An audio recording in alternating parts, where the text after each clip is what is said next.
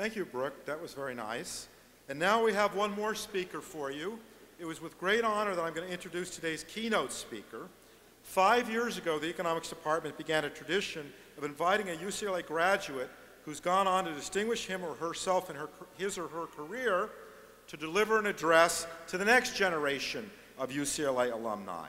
Today, we're fortunate to have Gary E. MacDougal as our keynote speaker. Mr. MacDougal was the CEO of Mark Controls Company, a Fortune 1000 firm, for 17 years. He currently is on the board of United Parcel Service of America. He serves on the advisory boards of 2 major venture capital companies. He's a former director of Union Camp, AM International, CBI Industries, Sargent Well Scientific Company, Marymount Company, and the France Fund. He has a long and a very distinguished career in business. He is also a former trustee of the UCLA Foundation. He was named Alumnus of the Year by the UCLA School of Engineering and Applied Science in 1979.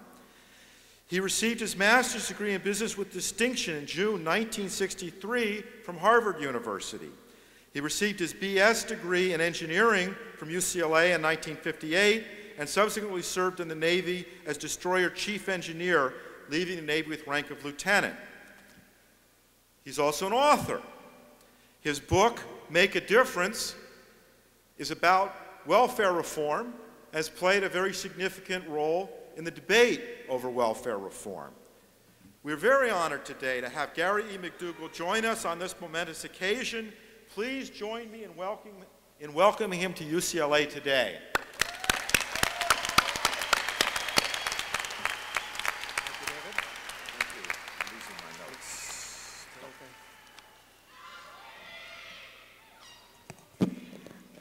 Thank you. Thank you, David, for your kind introduction and for your leadership of the fine economics department at UCLA. One of the best in the nation. Distinguished faculty and staff, honored guests, look at these members of the class of 2005. Don't they look happy? Perhaps the only people happier are the parents and friends, some of whom have been working toward this day for 20 years or so. It is not possible to thank them too much. How about another cheer for them?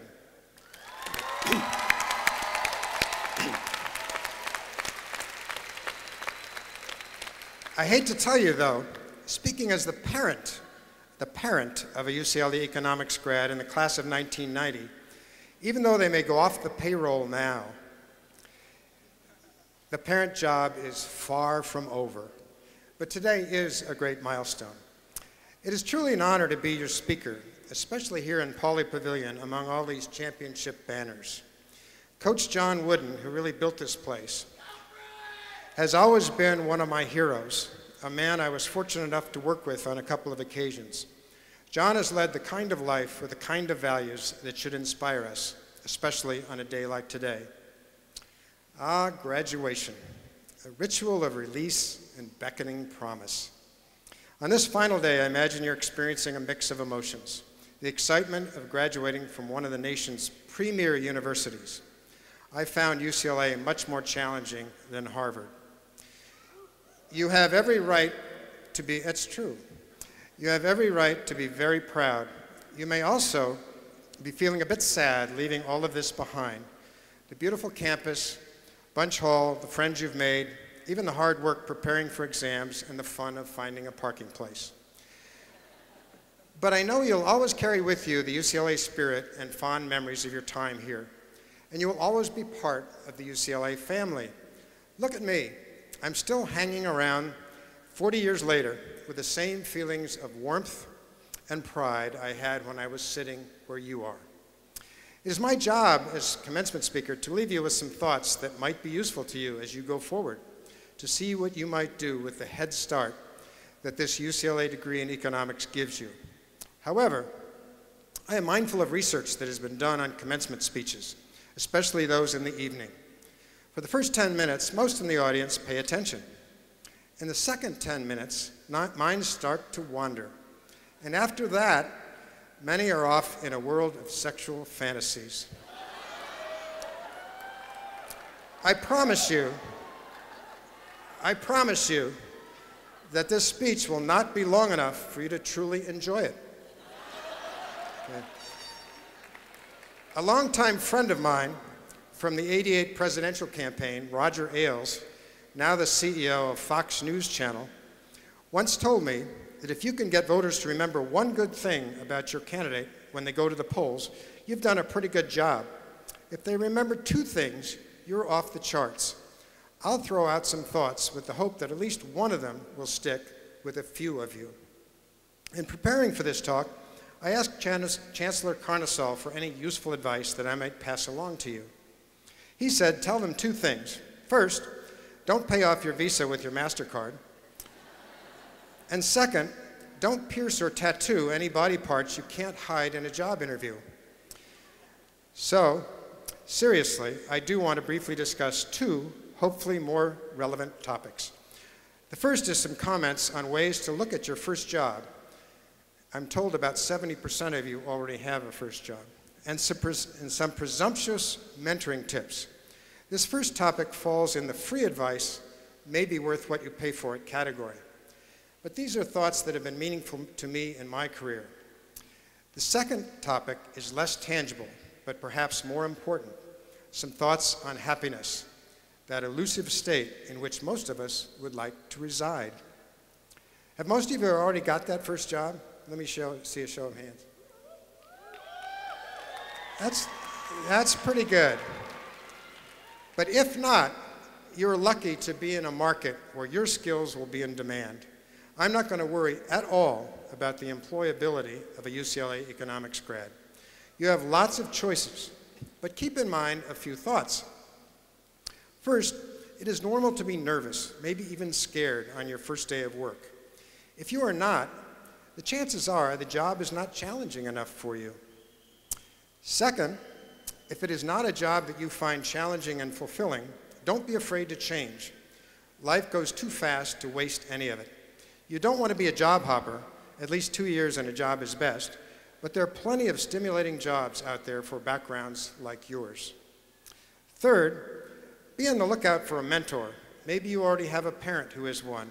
I didn't, and I found a caring, successful man senior to me with whom I talked at least once a week, usually Sunday night on the phone, for 20 years. Even though he is now gone, I still regularly ask, what would Harvey want me to do now? I dedicated my book to Harvey Branniger.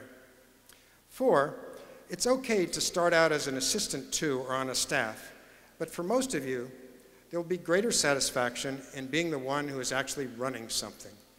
Being a staffer when you're 40 is likely to feel awkward. I have lawyer friends who yearn to be a client. 5, you should realize that for many of you, your ideas and interests will change dramatically in your 20s, and you're likely to be different in many ways in your 30s. There are implications here on waiting to get married, but that's another subject for a different forum. 6, you need to figure out what you're good at and build on that. Nobody's good at everything, and almost everybody is good at something. Play to your strengths. This might come naturally, but often it does not. 7, be nice to the so-called little people, the ones you don't believe can help you much. This shapes what kind of a person you will become and the culture of your organization in positive ways. Marvin Bower, the legendary managing partner who built McKinsey & Company, thought by many to be the top consulting firm in the world, was fond of the important quote, "Bread cast upon the waters returns manyfold," and he used it often. Being considerate of those whom some may deem unimportant can also have tangible, practical implications. As chairman of the nominating committee of UPS, we eliminated one nationally known businessman from consideration for a seat on the board of directors because reference checks turned up high-handed treatment of secretaries and the like. This would not fit with UPS culture, or that of any quality company, for that matter. 8, take some risks. Take some risks. With the UCLA economics degree in hand, you'll always have fallback insurance. If there's something you have always wanted to do that is risky. If it is a reasonable shot, go for it. If not now, when? I always wanted to run a company.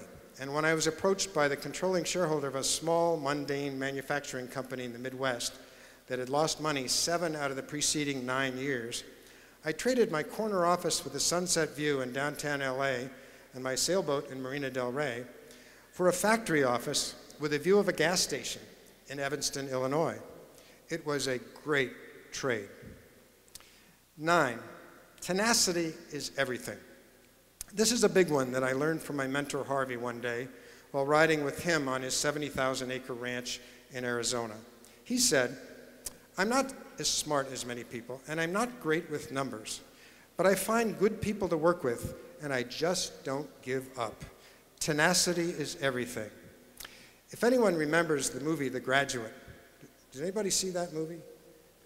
A few of you. Okay, I want to be a generation ahead, but not too far. The Graduate, when the all-knowing adult tells the young graduate, the future is, quote, plastics. Well, my word is tenacity. My company lost its biggest customer in the first 6 months I was CEO. Bought a company that turned out to have big accounting problems, hit a recession almost right after I took over, had numerous strikes, and endured a stock market that was essentially flat for 15 years. I was too stubborn to give up, though I was advised by friends to sell and move on.